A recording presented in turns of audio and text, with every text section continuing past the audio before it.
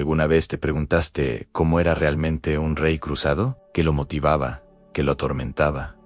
¿Qué dejó detrás? Hoy conocerás la vida de Ricardo Corazón de León, un monarca legendario, valiente y temido, pero también profundamente humano. Esta es una historia para ti, que buscas desconectar del ruido del presente y sumergirte en la grandeza del pasado. Si sientes que el estrés, la ansiedad o la rutina te impiden descansar, este viaje te ayudará a encontrar calma mientras recorremos campos de batalla, intrigas palaciegas y los caminos sagrados de la Tercera Cruzada, porque a veces comprender el pasado también nos aquieta el alma. En este documental descubrirás cada fase de la vida de Ricardo, desde su niñez entre castillos hasta las guerras que lo forjaron como el León de Inglaterra. Conocerás sus aliados, sus enemigos, sus decisiones más difíciles y el legado que dejó siglos después de su muerte. Todo narrado con respeto histórico,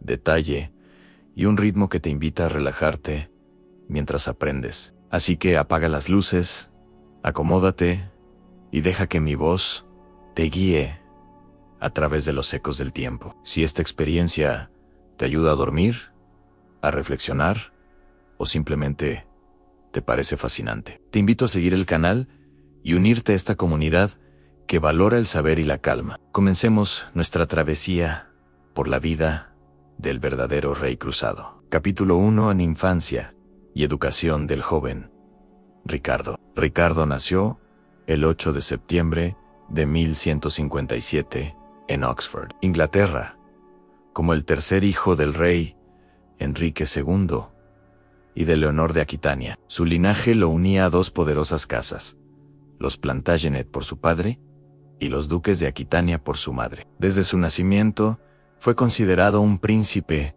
distinguido por su belleza y fortaleza. Aunque no era el heredero primogénito, recibió una formación propia de un futuro rey. Pasó buena parte de su infancia en Aquitania, una tierra que marcó profundamente su identidad. Allí, bajo la influencia de su madre, aprendió el arte de gobernar con astucia, pero también a valorar la poesía, la cultura y la caballería. Leonor, una de las mujeres más influyentes de la Europa medieval, fue su principal guía. Le inculcó tanto la dureza política como el amor por las letras cortesanas. Su educación fue típica de la nobleza de su tiempo, pero con un enfoque militar mucho más acentuado. Aprendió latín, leyes feudales, teología básica y, sobre todo, táctica y estrategia militar. Desde muy joven mostró gran talento en el uso de las armas, destacando en torneos y entrenamientos. Su destreza en combate era notoria incluso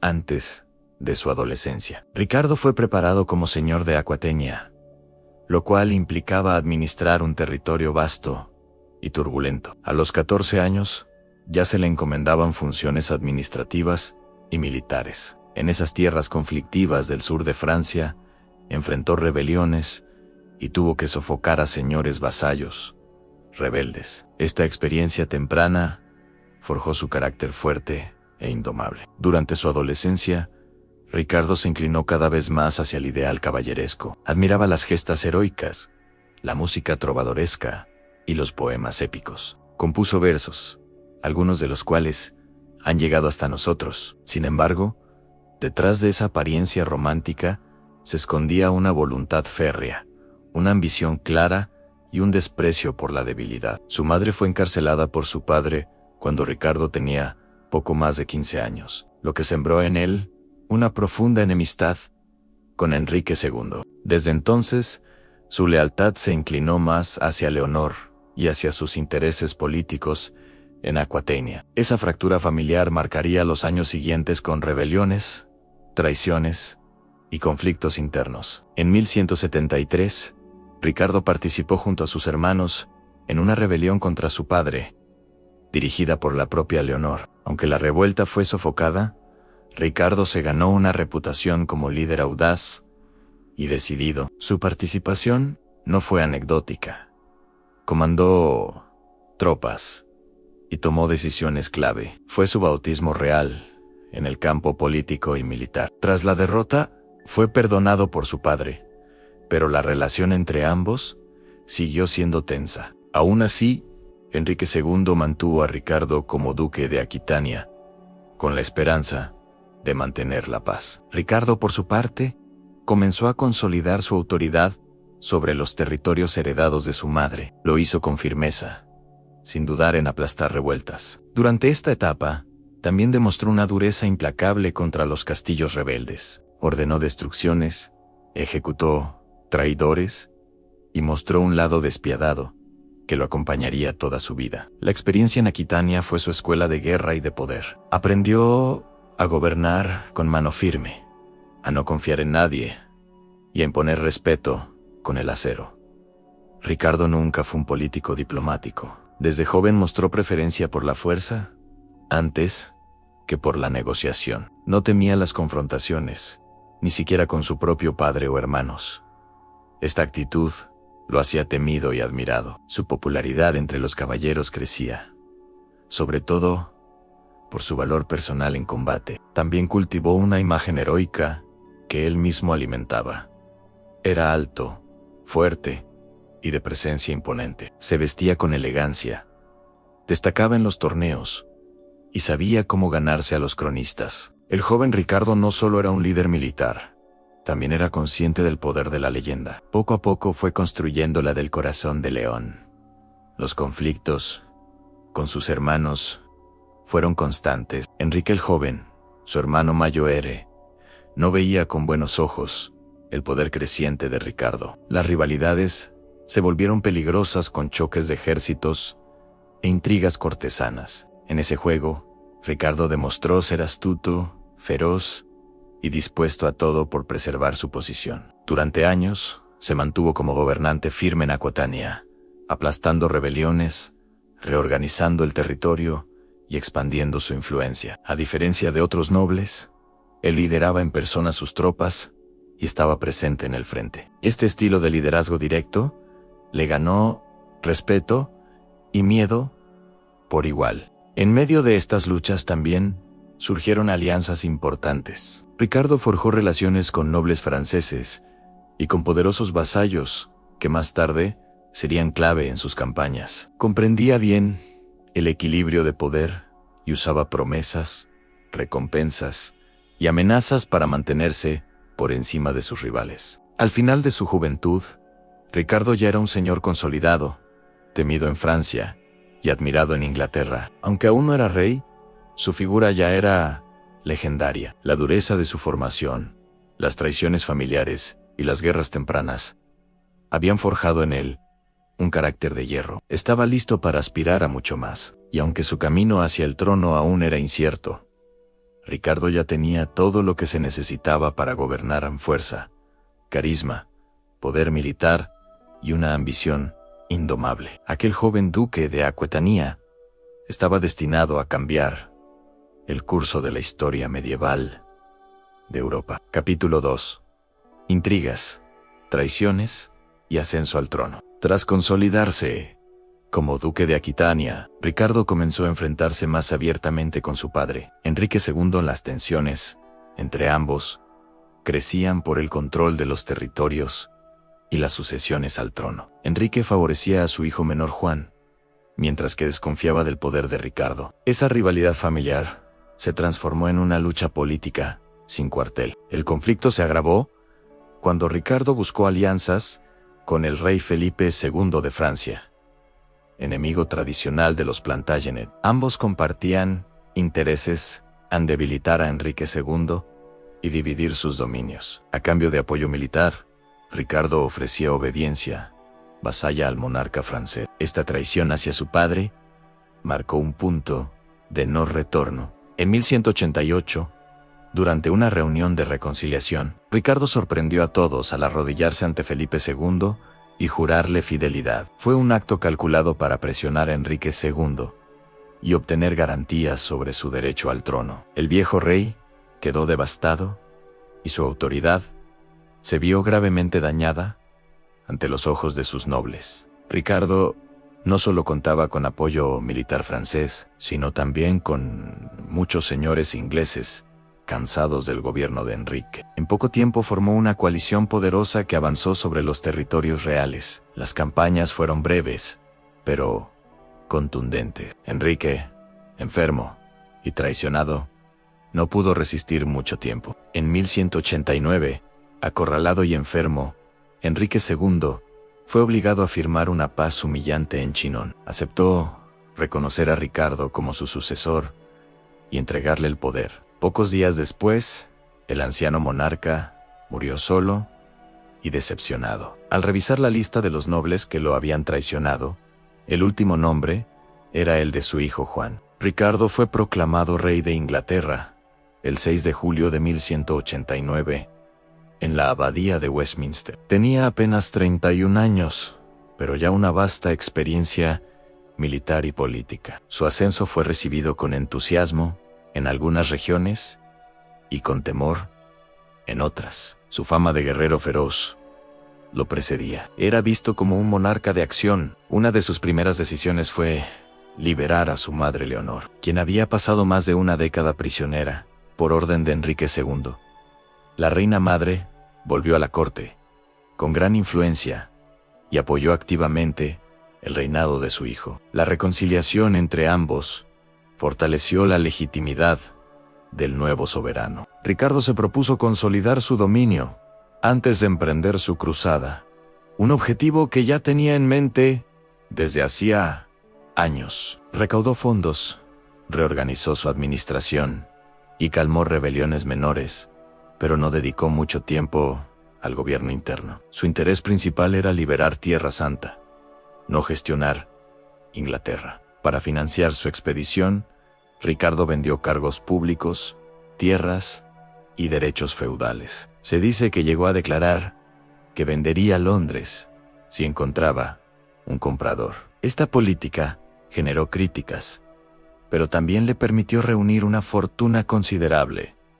El nuevo rey se movía con rapidez y decisión. También se encargó de asegurar la sucesión en su ausencia. Nombró regentes confiables y selló alianzas matrimoniales estratégicas.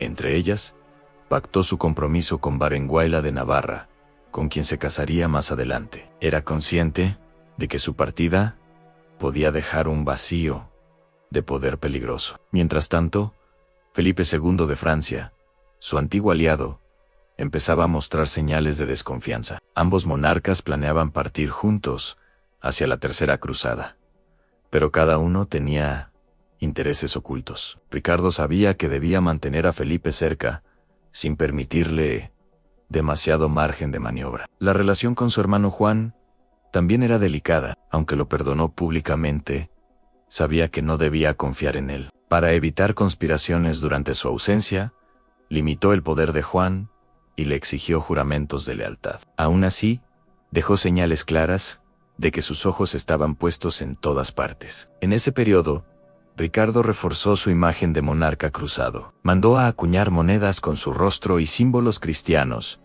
y ordenó procesiones religiosas en todo el reino. Se rodeó de caballeros fieles, muchos de los cuales lo acompañarían a Tierra Santa.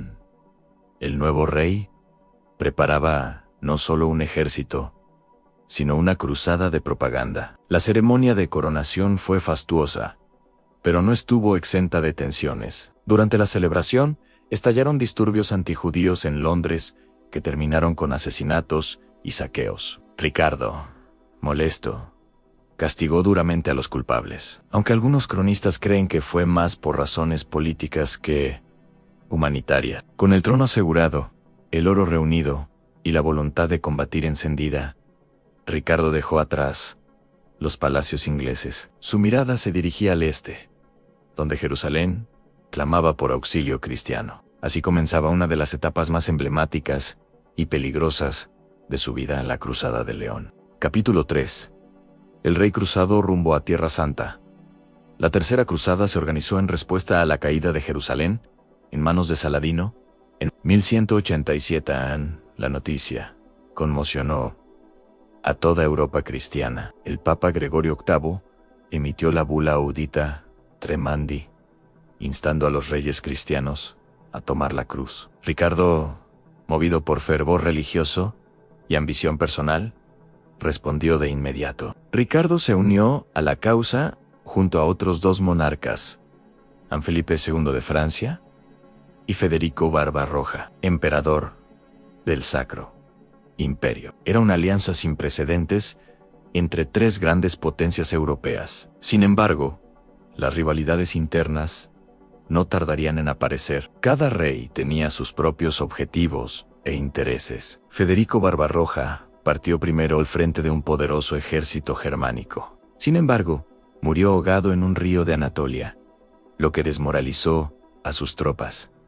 Muchos soldados regresaron a casa. La carga de la cruzada recayó entonces en Felipe y Ricardo, cuya alianza ya mostraba señales de tensión. Ricardo salió de Inglaterra en julio de 1190, navegando hacia Marsella y luego a Sicilia. Su flota era numerosa, bien equipada y con una moral elevada. En el trayecto, sufrió tormentas que dispersaron varios navíos. Algunos de sus barcos naufragaron en las costas de Chipre, lo que alteraría el rumbo de la expedición. Al llegar a Sicilia, Ricardo se encontró con una situación política compleja. El rey Tancredo había usurpado el trono y retenía a la hermana de Ricardo, Juana de Inglaterra, viuda del antiguo rey.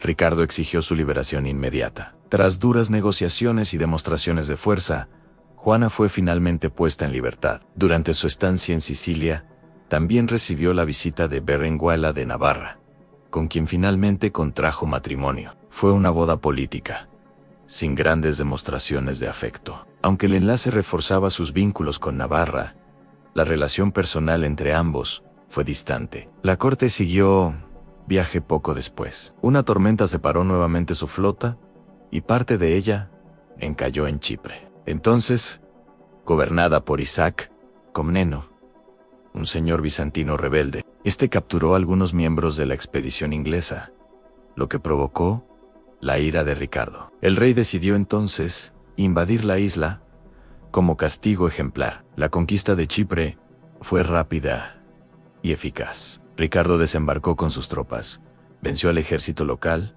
y capturó a Isaac Comneno, a quien encerró en cadenas de plata, cumpliendo su promesa de no encadenarlo en hierro. Luego organizó la administración de la isla, que vendería más tarde a los templarios. Esta acción reforzó la imagen de Ricardo como líder audaz y temido. También aseguró una base estratégica vital en el Mediterráneo para las operaciones futuras. La toma de Chipre aumentó su prestigio entre los cruzados. Por primera vez, se percibía a Ricardo como el verdadero líder de la Tercera Cruzada. Desde Chipre, finalmente partió hacia Tierra Santa. A su llegada, se enteró de que el asedio de Acre, liderado por los cruzados, llevaba casi 2 años sin éxito. El sitio había estancado la moral cristiana. Ricardo comprendió que debía actuar de inmediato si quería asegurar el triunfo de la cruzada. Su arribo fue recibido con entusiasmo y alivio.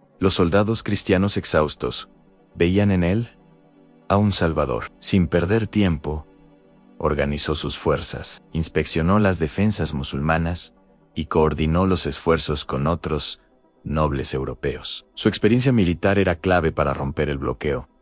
Mientras tanto, las relaciones con Felipe II se deterioraban. Ambos reyes desconfiaban el uno del otro, y sus ambiciones chocaban constantemente. Felipe enfermó poco después, y aprovechando la situación, decidió regresar a Francia. Antes de partir, dejó una pequeña guarnición y prometió apoyo desde Europa. Con Felipe fuera del escenario, Ricardo asumió el mando casi absoluto de la cruzada. Su carisma y sus éxitos en batalla consolidaron su autoridad. Comenzó a planear la ofensiva final sobre Acre. A pesar de la falta de unidad entre los nobles europeos, logró imponer una dirección común. Ricardo sabía que la cruzada no podía fracasar. Su honor, su reinado y la fe de toda la cristiandad estaban en juego. Consciente de ello, reorganizó las líneas de suministro, fortificó las posiciones y preparó a sus hombres para una campaña que marcaría su leyenda. Jerusalén era aún un sueño lejano, pero el león había llegado al desierto. Capítulo 4. El asedio de Acre y la marcha hacia Jerusalén.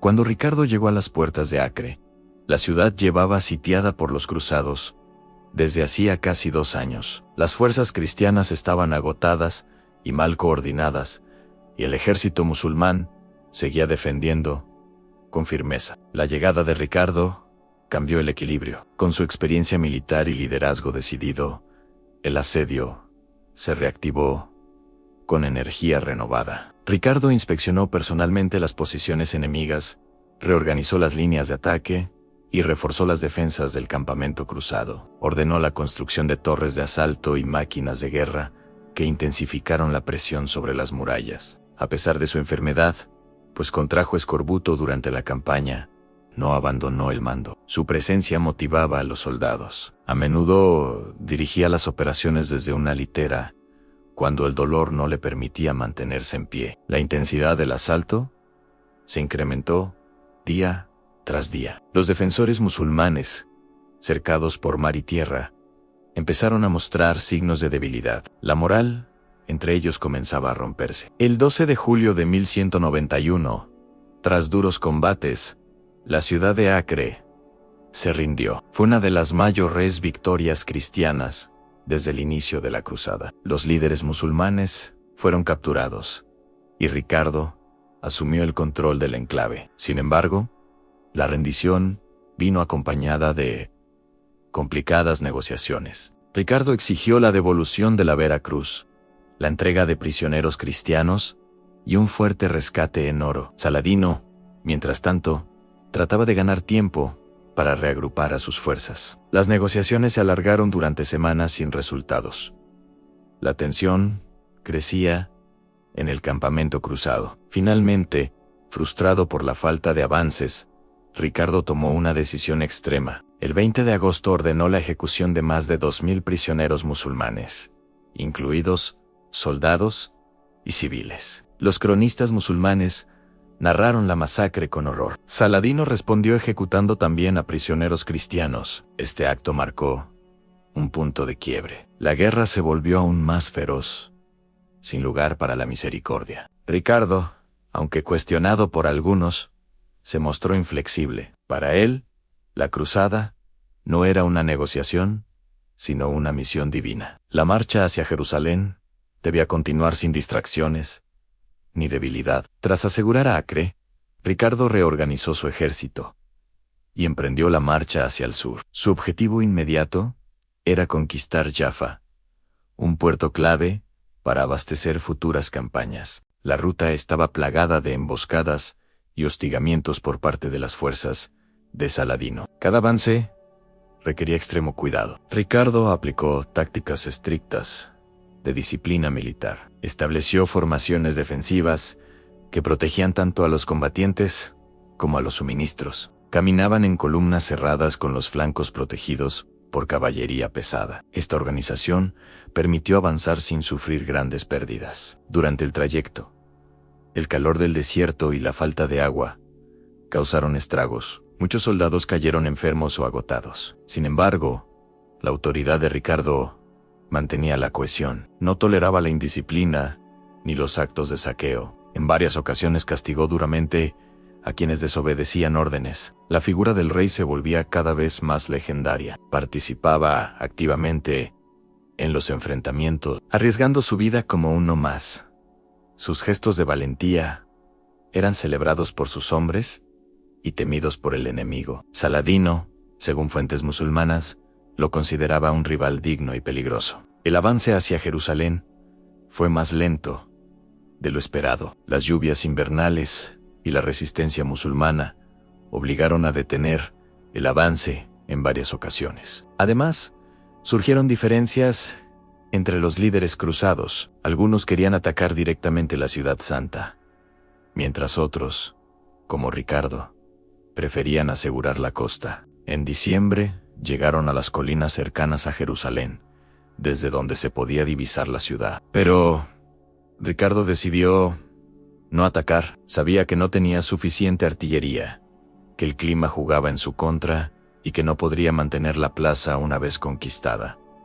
La decisión fue dura, pero estratégica. Muchos lo criticaron por no intentar tomar la ciudad. Para los cruzados, Jerusalén era el objetivo supremo. Sin embargo, Ricardo optó por preservar su ejército y esperar mejores condiciones. La campaña se transformó en una guerra de desgaste, en la que cada paso era medido con extrema cautela. A pesar de no conquistar Jerusalén, el control de Acre, Jaffa y otras ciudades costeras fortalecía la posición cristiana. Ricardo demostró que su liderazgo iba más allá del combate. Sabía cuándo atacar, cuándo retirarse y cuándo negociar. Su estrategia no era impulsiva, sino profundamente calculada. Capítulo 5. Rivalidades, batallas y el encuentro con Saladino. La guerra en Tierra Santa se volvió cada vez más personal entre Ricardo y Saladino. Aunque nunca se enfrentaron cara a cara en combate singular, sus nombres dominaron el campo de batalla. Ambos eran líderes carismáticos, astutos y temidos. Sus estrategias marcaban el ritmo de cada movimiento en Palestina. Ricardo, tras consolidar Acre y avanzar hacia el sur, puso sus ojos en Ascalón. La ciudad costera era clave para cortar la comunicación entre Egipto y Siria en Saladino. Previendo esto, ordenó destruirla antes de abandonarla. Los cruzados encontraron ruinas humeantes y la reconstruyeron rápidamente. El 7 de septiembre de 1191 se produjo una de las batallas más importantes de la cruzada An-Narsif. Saladino, decidido a frenar el avance cruzado, atacó mientras el ejército cristiano marchaba hacia Jaffa. Durante horas, los musulmanes hostigaron sin cesar las filas cruzadas con flechas y cargas ligeras. Ricardo resistió con disciplina, conteniendo a sus tropas para evitar una carga prematura. Pero cuando los hospitalarios, presionados en el flanco, rompieron filas y atacaron, el rey aprovechó la oportunidad. Ordenó una carga general de caballería pesada que arrolló a las fuerzas de Saladino. La victoria en Arsif fue contundente, aunque no destruyó al ejército musulmán, elevó enormemente la moral cruzada. Ricardo demostró no solo valor, sino también un dominio absoluto de la táctica. La batalla consolidó su fama como uno de los grandes comandantes de su tiempo. Saladino, aunque derrotado, logró retirarse ordenadamente. Sus tropas sufrieron pérdidas, pero no colapsaron. Desde entonces, ambos líderes comenzaron a respetarse mutuamente. Se desarrolló una rivalidad peculiar, marcada por la guerra, pero también por gestos de cortesía e incluso intercambios diplomáticos. En varias ocasiones, se enviaron regalos. Ricardo mandó frutas, vino y medicinas. Saladino respondió con caballos y nieve del monte Líbano para calmar la fiebre del rey. Estos gestos no eran solo diplomáticos, también formaban parte del juego psicológico entre dos figuras conscientes de su papel histórico. Ambos sabían que no bastaba con la fuerza para vencer. También era necesario ganar aliados, controlar recursos y sostener una imagen de legitimidad. Ricardo fortaleció las alianzas con los francos y templarios, mientras Saladino unificaba a los musulmanes bajo su bandera.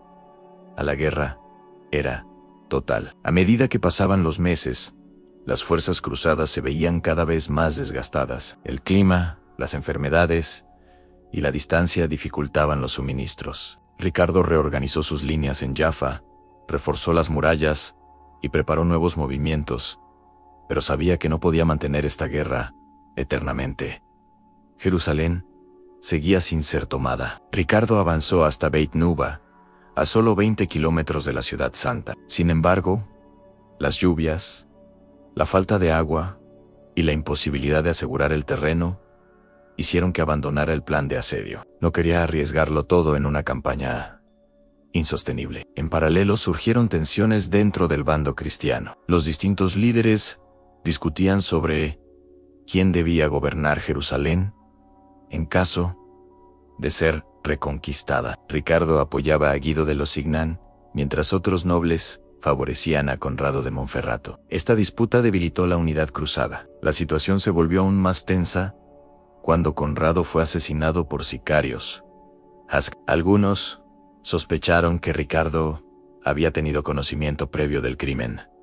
Aunque nunca se comprobó, su reputación quedó manchada ante algunos señores europeos, lo que complicó aún más su posición. Ante la imposibilidad de tomar Jerusalén, Ricardo optó por negociar. En 1192 firmó una tregua con Saladino. El acuerdo permitía a los peregrinos cristianos visitar la ciudad santa sin armas y garantizaba la seguridad de las posiciones costeras cruzadas. Aunque no fue una victoria completa, salvó el prestigio de la cruzada. Ricardo no logró reconquistar Jerusalén, pero recuperó territorios clave y restauró la moral de los cruzados. Su habilidad militar quedó fuera de duda. La guerra contra Saladino, más que una cruzada religiosa, se convirtió en un duelo entre dos gigantes de la historia medieval. Ambos salieron fortalecidos, aunque ninguno alcanzó una victoria total. Epílogo en regreso, prisión, conflictos, muerte y legado. Aunque su vida estuvo marcada por la guerra,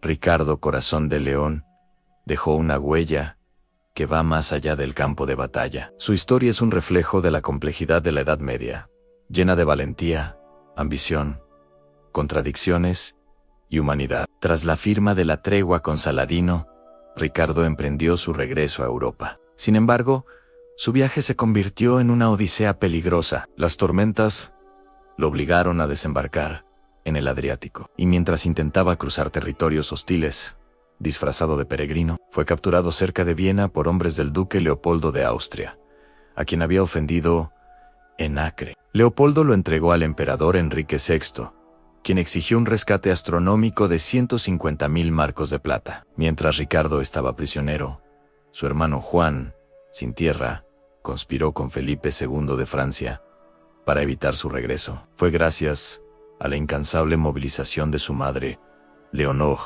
y Aquitania, que el rescate se pagó, y Ricardo fue liberado en 1194. A su regreso a Inglaterra, Ricardo reafirmó su autoridad y perdonó a Juan, pero su atención se centró en defender sus dominios en Francia. Pasó los últimos años de su vida en guerra contra Felipe II, construyendo fortalezas como el imponente Tou Gallior. La lucha fue costosa y agotadora, financiada con altos impuestos que generaron descontento. En 1199, durante el asedio al castillo de Lustebro, fue herido por una flecha. La herida se infectó y a los 41 años, Ricardo Corazón de León murió. Su muerte marcó el fin de una era y fue enterrado junto a sus padres en la abadía de Fontevraud. Ricardo es recordado por su valentía y destreza militar, pero también fue un líder ausente, más interesado en la guerra que en la administración.